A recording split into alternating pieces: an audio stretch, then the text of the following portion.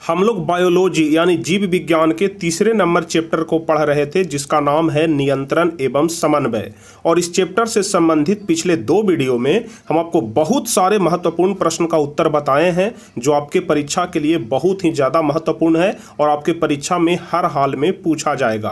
तो यदि आप लोग पिछला दोनों वीडियो नहीं देखे हैं तो प्लेलिस्ट में आपको वीडियो मिल जाएगा, आप लोग जरूर देख लीजिएगा। और आज का जो यह वाला वीडियो है यह आपके परीक्षा के लिए बहुत ही ज़्यादा महत्वपूर्ण होने वाला है, क्योंकि इस वीडियो में हम आपको जितने सारे भी प्रश्न बताएंगे सारे प्रश्न आपके परीक्षा के लिए मोस्ट वीवीआई होगा, यानी कि बहुत बहुत ज्यादा महत्वपूर्ण होगा। तो हम आपसे यही रिक्वेस्ट करेंगे कि आप सभी लोग इस वीडियो को शुरू से लेकर के अंत तक जरूर देखिएगा ताकि एक एक बात आपको अच्छे तरीके से समझ में आ जाए। और आज के इस वीडियो में जो सबसे पहला नंबर प्रश्न हम आपको बताने वाले हैं वह है तंत्रिका तंत्र का सचित्र वर्णन करें, यानी कि पूरे तंत्रिका तंत्र के बारे में हम आपको विस्तार से बताने वाले हैं। जैसे हम आपको सबसे पहले पार्ट में ही बताए थे कि हमारे शरीर में जो संवेदनाओं का आदान प्रदान होता है, सूचनाओं का आदान प्रदान होता है, वह सभी के सभी तंत्रिका तंत्र के माध्यम से ही होता है। जैसे हमारे शरीर में किसी प्रकार का कोई भी घटना होता है तो तुरंत इंफॉर्मेशन दिमाग के पास पहुंचता है और दिमाग तुरंत ऑर्डर देता है कि इसको ऐसे करो, तो वह पूरा के पूरा जो प्रोसेस होता है ना वह तंत्रिका तंत्र के मदद से ही होता है। तो आज हम लोग इसी तंत्रिका तंत्र को बहुत ही विस्तार से पढ़ने वाले हैं, वो भी बिल्कुल डिजिटल फोटो के साथ में। तो बस आप लोग ध्यान से यहां देखते रहिए, एक एक बात आपको समझ में आएगा। तो चलिए बिना समय गवाए हम लोग शुरू करते हैं। लेकिन उसके पहले यदि आप लोग चैनल पर नए हैं तो चैनल को जरूर सब्सक्राइब कर लीजिएगा ताकि आगे के भी हर एक वीडियो का नोटिफिकेशन आपको मिल सके। और ज्यादा से ज्यादा इस वीडियो को शेयर करिए ताकि ज्यादा से ज्यादा स्टूडेंट इस चैनल पे आ सके। तो चलिए हम लोग सबसे पहले समझते हैं कि तंत्रिका तंत्र क्या होता है। तो तंत्रिका तंत्र का परिभाषा तो हम आपको पिछले वीडियो में ही बताए थे कि जिस तंत्र के द्वारा विभिन्न अंगों का नियंत्रण और अंगों और वातावरण में सामंजस्य स्थापित होता है उसे ही हम लोग तंत्रिका तंत्र कहते हैं। सबसे पहला वाला वीडियो आप लोग देख लीजिएगा, वहां पर तंत्रिका तंत्र के बारे में बताए हैं। और यदि आपसे पूछ दिया जाए कि तंत्रिका उत्तक क्या होता है तो इसके बारे में भी आप लोग ध्यान रखिएगा कि तंत्रिका तंत्र जिस कोशिका का बना होता है उसे तंत्रिका उत्तक कहते हैं। यहां पर उत्तक हो जाएगा, आप लोग सुधार कर लीजिएगा, ठीक है। तंत्रिका तंत्र जिस कोशिका का बना होता है उसे तंत्रिका उत्तक कहते हैं। और कह रहा है कि तंत्रिका तंत्र की कार्यात्मक इकाई को न्यूरॉन कहा जाता है। बार बार ऑब्जेक्टिव क्वेश्चन में पूछा जाता है कि न्यूरॉन क्या है, तो आप लोग ध्यान रखिएगा कि तंत्रिका तंत्र की कार्यात्मक इकाई को ही क्या कहते हैं, न्यूरॉन कहते हैं। इसकी संरचना मानव शरीर में काफी जटिल होती है। न्यूरॉन के बारे में हम आपको आज पूरे विस्तार से पढ़ाएंगे और पूरे विस्तार से बताएंगे, वो भी चित्र के साथ बताएंगे, क्योंकि यह जो न्यूरॉन होता है इसी से हमारी संवेदनाएं जुड़ी हुई होती है। कोई भी इंफॉर्मेशन होता है तो दिमाग तक पहुंचाने का काम यह न्यूरॉन के द्वारा ही होता है, और दिमाग कुछ भी ऑर्डर देता है तो हमारे शरीर के विभिन्न अंगों तक पहुंचाने का काम यह न्यूरॉन ही करता है। तो आज हम लोग इसी चीज को समझेंगे कि आखिर यह न्यूरॉन कार्य कैसे करता है। तो इसके बारे में तो थोड़ा आगे हम आपको बताएंगे, पहले हम लोग तंत्रिका तंत्र के बारे में समझ लेते हैं। कह रहा है कि इसकी संरचना मानव शरीर में काफी जटिल होती है, यानी कि जो न्यूरॉन होता है इसकी संरचना हमारे मानव शरीर में काफी जटिल होती है। और ध्यान रखिएगा कि तंत्रिका तंत्र में 100 बिलियन तंत्रिका कोशिका पाई जाती है, यानी कि बहुत छोटे छोटे महीन महीन 100 बिलियन से भी ज्यादा तंत्रिका कोशिका पाई जाती है, जिसका 90% भाग हमारे दिमाग में होता है। यानी कि जो यहां पर हम आपको बता रहे हैं कि 100 बिलियन तंत्रिका कोशिका पाई जाती है। ध्यान रखिएगा 1 मिलियन बराबर 10 लाख होता है और 100 मिलियन बराबर 1 बिलियन होता है। और यहां पर 100 बिलियन आपसे बोल रहा है तो अंदाजा लगाइए कि कितना सारा तंत्रिका कोशिका होता है हमारे शरीर में। और कह रहा है कि इतना तंत्रिका कोशिका में से 90% जो कोशिका है वह हमारे दिमागों में है। 90% कहने का मतलब 90 बिलियन से भी ज्यादा तंत्रिका कोशिका कहां पर है, तो हमारे मस्तिष्क में है, यानी कि हमारे दिमाग में है। तो आप अंदाजा लगा सकते हैं कि हमारा दिमाग जो है वह कितना ज्यादा जटिल है, क्योंकि हमारे दिमाग में 90 बिलियन तंत्रिका कोशिका है। और यदि पूरे शरीर की बात किया जाए तो पूरे शरीर में 100 बिलियन तंत्रिका कोशिका है। तो उम्मीद करते हैं कि तंत्रिका तंत्र के बारे में इंफॉर्मेशन आप लोग अब समझ गए होंगे कि तंत्रिका तंत्र जिस कोशिका का बना होता है उसे तंत्रिका उत्तक कहते हैं और तंत्रिका तंत्र की कार्यात्मक इकाई को न्यूरॉन कहते हैं। इसकी संरचना मानव शरीर में काफी जटिल होती है। तंत्रिका तंत्र में 100 बिलियन तंत्रिका कोशिका पाई जाती है, जिसका 90% भाग हमारे मस्तिष्क में पाया जाता है। इसका प्रमुख काम होता है कि शरीर के ग्राही अंगों से सूचना लेकर के तंत्रिका केंद्र तक पहुंचाना। यानी कि हमारे शरीर में किसी प्रकार का कोई भी हलचल हो रहा है, उसका इंफॉर्मेशन तुरंत तंत्रिका तंत्र के माध्यम से दिमाग तक पहुंचना चाहिए, और दिमाग जो ऑर्डर देगा उसको हमारे अंगों तक पहुंचाने का काम कौन करता है? तो यही तंत्रिका तंत्र करता है, तंत्रिका कोशिका करता है, ध्यान रखिएगा। और जैसा कि आप लोग जानते हैं कि कोई एक व्यक्ति पूरा टीम नहीं चला सकता है, तो इसका भी बहुत सारा अंग होता है जिसको सब मिला करके तंत्रिका तंत्र बनता है। तो यहां पर हम आपको बताएंगे कि इसके प्रमुख अंग कौन कौन से होते हैं जो सब मिल करके एक तंत्रिका तंत्र बनाता है, यानी कि एक पूरा न्यूरॉन का गठन करता है। तो इसमें प्रमुख अंग होते हैं साइटोन, दूसरा होता है एक्सॉन और तीसरा होता है डेंड्रॉन। तो यह तीनों के बारे में हम फिगर में आपको विस्तार से बताएंगे, लेकिन सबसे पहले हम लोग समझ लेते हैं कि तंत्रिका तंत्र की संरचना में भाग लेने वाले प्रमुख अंग कौन कौन से हैं। क्योंकि यदि हम लोग थ्योरी वाला पार्ट यहां पर समझ लेंगे तो फिर फिगर समझने में ज्यादा आसानी होगा और फिगर हम लोग अच्छे तरीके से समझ जाएंगे। तो चलिए हम लोग सबसे पहले समझते हैं कि तंत्रिका तंत्र की संरचना में भाग लेने वाले प्रमुख अंग कौन कौन से होते हैं। तो सबसे पहला होता है कोशिकाएं। ध्यान रखिएगा, सबसे पहला अंग कौन होता है? कोशिकाएं होता है जो तंत्रिका तंत्र की संरचना में भाग लेता है। चलिए कोशिकाएं के बारे में हम लोग थोड़ा सा जान लेते हैं। ध्यान रखिएगा कि कोशिकाएं की संरचना गोलाकार या अंडाकार होती है। यानी कि कोशिकाएं कैसा होता है? तो गोलाकार होता है या फिर अंडाकार होता है, जिसमें माइटोकॉन्ड्रिया पाया जाता है, गाल्जी काय पाया जाता है और कोशिका द्रव्य पाया जाता है। तो उम्मीद करते हैं कि कोशिकाएं के बारे में तो आप लोग समझ गए होंगे। बस दो ही लाइन याद करना है कि इसका संरचना यानी कि जो इसका आकार होता है वह गोलाकार या फिर अंडाकार होता है, और इसमें माइटोकॉन्ड्रिया, कोशिका द्रव्य और गाल्जी काय पाया जाता है। उसके बाद जो महत्वपूर्ण अंग होता है वह डेंड्राइट्स होता है। ध्यान रखिएगा, डेंड्राइट्स हम आपको फिगर में समझाएंगे, क्योंकि यह जो डेंड्राइट्स है हमारे शरीर के हर एक सूचना को सबसे पहले ग्रहण कौन करता है? यही डेंड्राइट्स करता है। जैसे अभी हम आपको फिगर में बताएंगे, इस प्रकार से कुछ नेफ्रॉन का चित्र होता है। अभी हम आपको फिगर में बताएंगे तो समझ में आ जाएगा। और यहाँ पर जो होता है इसमें बहुत सारे महीन महीन छोटे छोटे तंत्रिका कोशिका रहता है, और यही जो छोटे छोटे महीन महीन तंत्रिका कोशिका है इसी को डेंड्राइट्स बोलते हैं। और सबसे पहले हमारे शरीर में किसी प्रकार का कोई भी घटना घटता है तो सबसे पहले उसको ग्रहण कौन करता है? यही डेंड्राइट्स करता है। जैसे आप लोग एक उदाहरण के माध्यम से समझिए। मान लिया जाए कि हमारे शरीर पर एक मच्छर बैठ गया और वह काटना शुरू कर दिया, तो सबसे पहले सूचना किसको मिलेगा कि हमारे शरीर पर मच्छर बैठा है और वह काट रहा है? सबसे पहले वह सूचना डेंड्राइट्स को ही मिलेगा। और डेंड्राइट्स क्या करेगा? केंद्रक को भेजेगा, और केंद्रक क्या करेगा कि हमारे मेरुरज्जु से होते हुए उसको मस्तिष्क तक भेजेगा, और फिर मस्तिष्क ऑर्डर देगा आंखों को कि देखो क्या है। उसके बाद आंख यहां पर फोटो खींच करके दिमाग को भेजेगा, फिर दिमाग हमारे दूसरे हाथ को ऑर्डर देगा और दूसरा हाथ वहां पर जाकर के उस मच्छर को भगाएगा। तो इस प्रकार से पूरा काम चलता रहता है। तो सबसे पहले किसके पास सूचना पहुंचा? सबसे पहले सूचना डेंड्राइट्स के पास ही पहुंचता है। अब आप लोग सोच रहे होंगे कि सर मेरुरज्जु से होते हुए कैसे हमारे मस्तिष्क तक सूचना जाता है?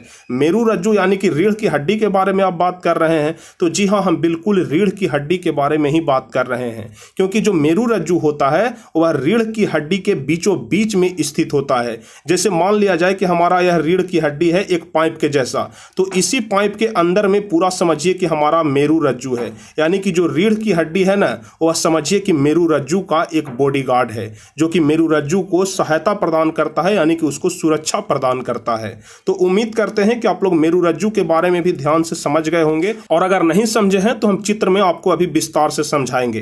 तो डेंड्राइट्स के बारे में तो आप लोग समझ गए कि हमारे शरीर में किसी प्रकार का कोई भी हलचल होता है तो सबसे पहले सूचना किसके पास जाता है? तो डेंड्राइट्स के पास जाता है। तो लिखेंगे कि कोशिकाएं में छोटी बड़ी महीन शाखाएं पाई जाती है जिसे डेंड्राइट्स कहते हैं। यह संवेदनाओं को ग्रहण करने का कार्य करता है। अभी हम आपको बताएं कि सबसे पहले संवेदनाओं को ग्रहण करने का कार्य कौन करता है? तो डेंड्राइट्स करता है। उसके बाद तीसरा प्रमुख अंग है तंत्रिका कक्ष। ठीक है, हमारे तंत्रिका तंत्र का तीसरा सबसे प्रमुख अंग कौन सा है? तंत्रिका कक्ष है। तो कह रहा है कि कोशिकाएं की सबसे लंबी तंतु को तंत्रिका कक्ष कहा जाता है। हमारे इस तंत्रिका तंत्र में जो कोशिकाएं होता है जिसकी सबसे लंबी जो तंतु होता है उसी को तंत्रिका कक्ष कहते हैं, जिसका अंतिम सिरा संवेदनाओं को न्यूरॉन के दूसरी कोशिकाओं तक पहुंचाने का कार्य करता है।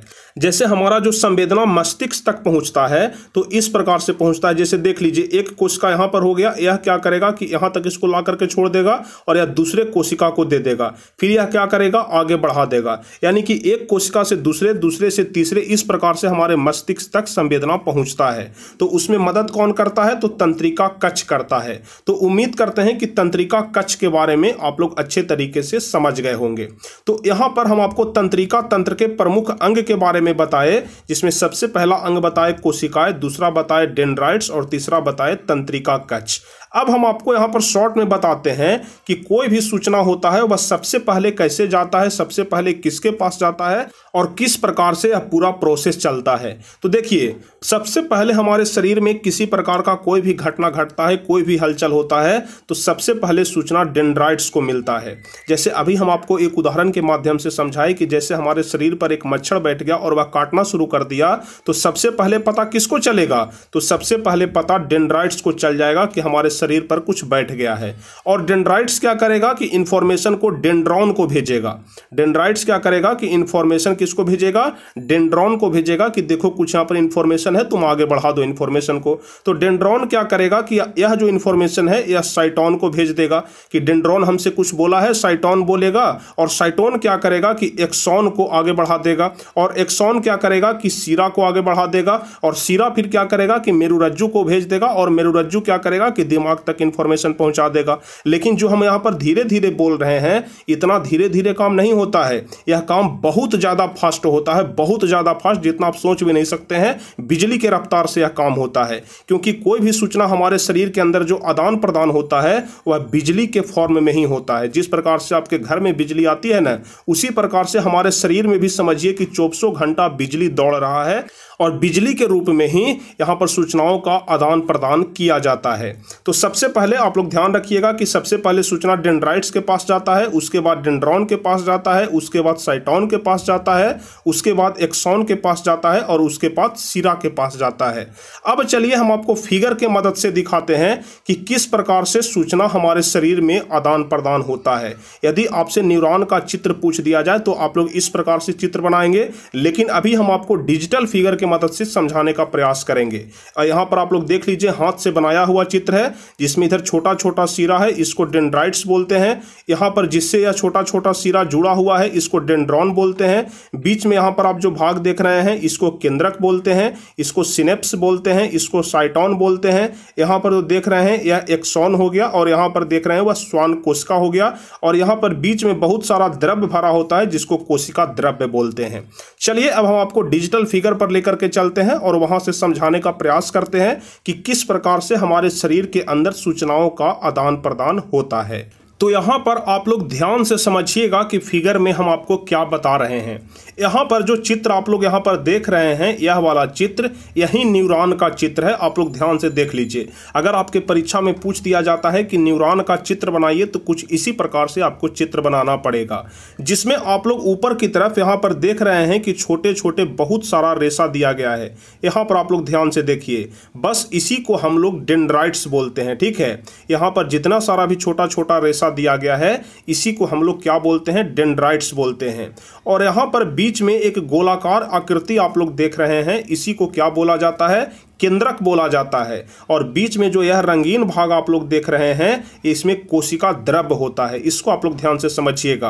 और उसके बाद जिससे डेंड्राइट्स जुड़ा हुआ है, इसको हम लोग क्या बोलते हैं, डेंड्रॉन बोलते हैं। जैसे आप लोग यहाँ पर ध्यान से समझिए, यह वाला जो भाग हो गया, इसको डेंड्रॉन बोलेंगे। यह पाइप के जैसा संरचना आप लोग देख रहे हैं, इसको हम लोग क्या बोलते हैं, डेंड्रॉन बोलते हैं। आप लोग ध्यान से समझिएगा। उसके बाद श्वान कोशिका जो बीच में चार आप लोग यहाँ पर देख रहे हैं, इस प्रकार का आकृति, इसको हम लोग क्या बोलते हैं, श्वान कोशिका बोलते हैं। और सबसे अंत में जो यहां पर आप लोग देख रहे हैं, इसको हम लोग सीरा बोलते हैं। तो सबसे पहले हमारे शरीर में कोई भी संवेदना होता है वह इसके पास जाता है, यानी कि डेंड्राइट्स के पास जाता है। और यह किसको भेज देता है, तो यह डेंड्रॉन को भेज देता है। और डेंड्रॉन क्या करता है कि केंद्र में भेज देता है, और यह इस नली से होते हुए कहां तक चला जाता है, तो यह सीरा तक चला जाता है। और इसके बाद यह सीरा क्या करता है कि दूसरे सिरे को ट्रांसफर कर देता है, और वहां से इंफॉर्मेशन मेरुरज्जु को जाता है और उसके बाद मस्तिष्क तक चला जाता है। तो यह चित्र आप लोग को अच्छे तरीके से समझ में आ गया कि किस प्रकार से न्यूरॉन का चित्र होता है। अब आप लोग यहां पर ध्यान से समझिए, आप लोग को यहां पर तो समझ में आ गया कि यह न्यूरॉन का चित्र है। आप लोग देख रहे हैं कि हमारे शरीर में बहुत सारा डेंड्राइट्स, यहां पर आप लोग देखिए महीन महीन बहुत सारा डेंड्राइट्स हमारे शरीर में दिया गया है। और जितना भी डेंड्राइट्स है, जितना भी न्यूरॉन है, यह सभी के सभी जाकर के रीढ़ की हड्डी से जुड़ रहा है कि नहीं जुड़ रहा है। आप लोग ध्यान से देखिए, सब के सब हमारे इस रीढ़ की हड्डी से जुड़ रहा है। यानी कि कोई भी सूचना होता है वह इसके माध्यम से हमारी मेरुरज्जु को प्राप्त होता है। और मेरुरज्जु को आप लोग ध्यान से देखिए कि यह हमारे मस्तिष्क के साथ जुड़ा हुआ है। ध्यान से आप लोग यहां पर चित्र में देखिए कि जो मेरुरज्जु है वह हमारे मस्तिष्क के साथ जुड़ा हुआ है। यानी कि कोई भी संवेदना होता है वह सबसे पहले कहां जाता है, तो मेरुरज्जु के पास जाता है। और मेरुरज्जु इसको क्या कर देता है कि मस्तिष्क को ट्रांसफर करता है। और उसके बाद मस्तिष्क अगर कुछ भी ऑर्डर देता है तो फिर यही मेरुरज्जु से होते हुए हमारे शरीर के विभिन्न अंगों तक चला आता है। तो उम्मीद करते हैं कि इस फिगर को भी आप लोग अच्छे तरीके से समझ गए होंगे। अब आपको हम बता रहे थे कि हमारे शरीर में जो मेरुरज्जु होता है वह रीढ़ की हड्डी के बीच में होता है। जिस प्रकार से आप लोग देखते होंगे कि आप लोग चिकन खाते होंगे या फिर मीट खाते होंगे तो हड्डी जब चूसते हैं तो हड्डी के बीचों बीच में एक भुरभुरे कलर का या फिर हल्का लाल कलर का कुछ पदार्थ होता है। जैसे आप लोग इस चित्र को ध्यान से देखिए, यहां पर आप लोग देख रहे हैं कि हमारा रीढ़ का हड्डी है, इसी प्रकार का रीढ़ का हड्डी होता है। और बीच में आप लोग देख रहे हैं कि पाइप जैसी कुछ संरचना है। तो बीच में जो खाली स्थान आपको यहां पर मिल रहा है इसी में मेरुरज्जु होता है, जो बहुत ही ज्यादा सुरक्षित होता है। क्योंकि आप लोग जानते हैं कि हमारा रीढ़ का हड्डी कितना कठोर होता है और वह इसको सुरक्षा प्रदान करता है। तो अब आप लोग समझ गए होंगे कि किस प्रकार से हमारे रीढ़ की हड्डी के बीच में मेरुरज्जु होता है। और इसी से इंफॉर्मेशन जो होता है, जो सूचना होता है, वह इसी से होते हुए हमारे मस्तिष्क तक पहुंचता है। हमारे शरीर में बहुत सारे छोटे छोटे कोशिका पाए जाते हैं, जो कि यहां पर आप लोग ध्यान से देखिए, यहां पर आप लोग अच्छे तरीके से समझ जाएंगे कि किस प्रकार से हमारे शरीर में कोशिका पाए जाते हैं।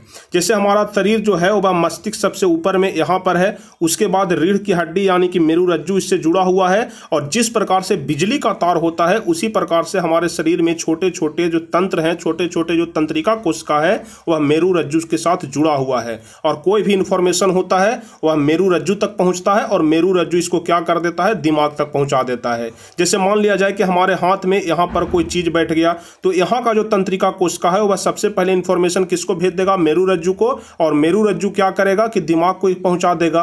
दिमाग उसके बाद जो भी ऑर्डर देगा, दिमाग ऑर्डर देगा इस वाले हाथ को कि तुम जल्दी से यहां से मच्छर भगाओ, तो यह वाला हाथ यहां से उठ करके और यहां से मच्छर को भगाएगा। तो इस प्रकार से पूरा कार्य होता है तंत्रिका तंत्र का। तो उम्मीद करते हैं कि चित्र के माध्यम से भी आप लोग अच्छे तरीके से समझ गए होंगे। यदि किसी प्रकार का कोई दिक्कत है तो आप लोग नीचे कमेंट में हमें बता सकते हैं, हम आपको दोबारा से समझाएंगे। लेकिन यहां पर 4 चित्र की सहायता से उम्मीद करते हैं कि तंत्रिका तंत्र को आप लोग भली भांति समझ गए होंगे।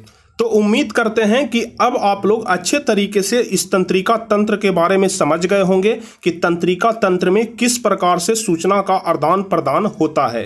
तो उम्मीद करते हैं कि यदि यह वाला प्रश्न आपके परीक्षा में पूछा जाएगा तो इसका जवाब आप लोग बड़े आराम से अब दे सकते हैं। अब चलिए हम लोग अगले प्रश्न की ओर चलते हैं, जो क्या कह रहा है इसको आप लोग ध्यान से समझिएगा। कह रहा है कि प्रतिवर्ती क्रिया क्या है।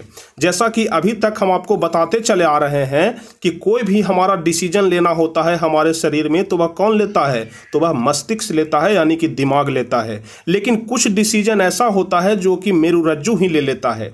जैसा कि अभी हम आपको बताए कि कोई भी सूचना होता है वह मेरुरज्जु से होते हुए हमारे मस्तिष्क तक पहुंचता है। लेकिन कभी कभी क्या होता है कि मस्तिष्क डिसीजन नहीं लेता है, बल्कि बीच में मेरुरज्जु ही डिसीजन ले लेता है। यानी कहने का मतलब कि डायरेक्टर के पास नहीं जाता है, यहाँ जो प्रिंसिपल बैठा हुआ है, जो मैनेजर बैठा हुआ है मेरुरज्जु, वही डिसीजन ले लेता है। अब कैसे डिसीजन ले लेता है, कौन कौन से काम के लिए डिसीजन लेता है, जो डिसीजन लेता है वह काम कितना ज्यादा महत्वपूर्ण होता है, आप लोग ध्यान से समझिए।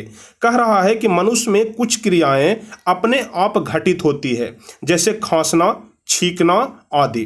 जैसे आप लोग खांसते हैं या फिर छींकते हैं तो वह दिमाग उसका कंट्रोल नहीं करता, वह मेरुरज्जु के कंट्रोल से होता है। जैसे अगर कोई भारी सामान गिर जाता है या फिर जैसे ही आपके आंख पर चोट लगने वाला होता है, आपका आंखों का जो पलक है वह अपने आप बंद हो जाता है। यदि कोई स्वादिष्ट चीज को देखते हैं तो आपके मुंह से लार निकलना शुरू हो जाता है। तो यह सारे के सारे जो ऐच्छिक क्रिया होता है, इसका डिसीजन कौन ले लेता है? तो खुद मेरुरज्जु ही ले लेता है। तो प्रतिवर्ती क्रिया उसी को बोलते हैं, ध्यान रखिएगा। कह रहा है कि मनुष्य में कुछ क्रियाएं अपने आप घटित होती है, जैसे खांसना, छींकना आदि। ऐसी क्रिया को अनैच्छिक क्रिया कहा जाता है।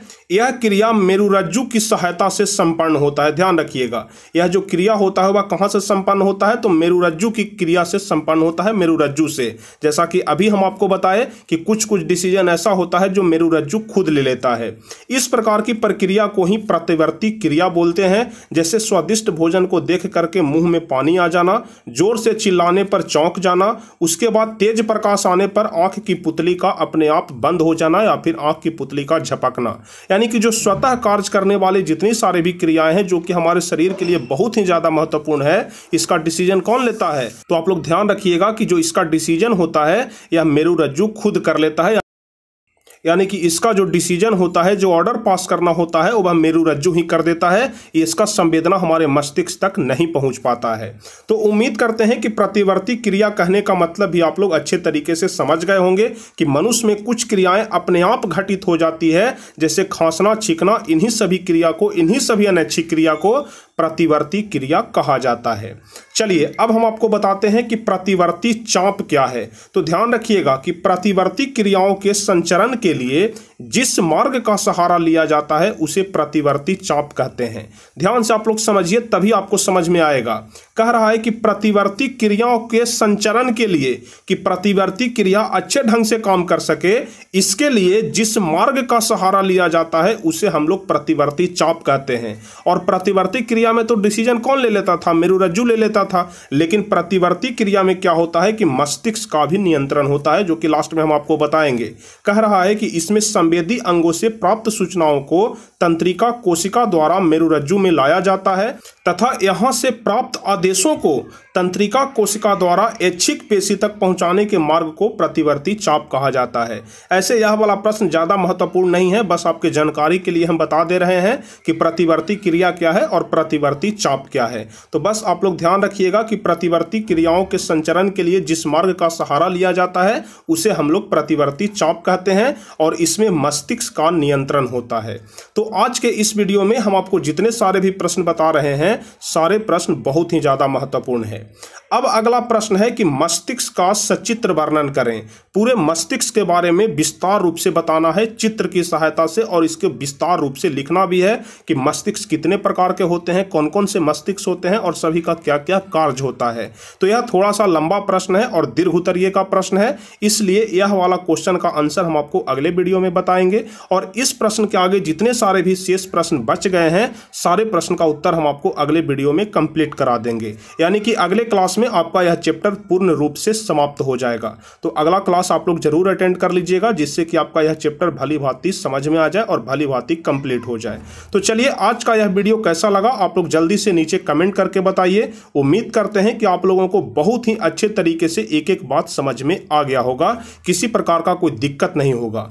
यदि आप लोगों को अच्छे तरीके से एक एक बात समझ में आ गया है तो जल्दी से आप लोग वीडियो को लाइक कर दीजिए, अपने दोस्तों के भी शेयर कर दीजिए, और जो भी स्टूडेंट चैनल पर नए हैं तो चैनल को जरूर सब्सक्राइब कर लीजिएगा, ताकि आगे के भी हर एक वीडियो का नोटिफिकेशन आपको मिल सके। तो चलिए फिर मिलते हैं अगले क्लास में, तब तक के लिए जय हिंद, धन्यवाद।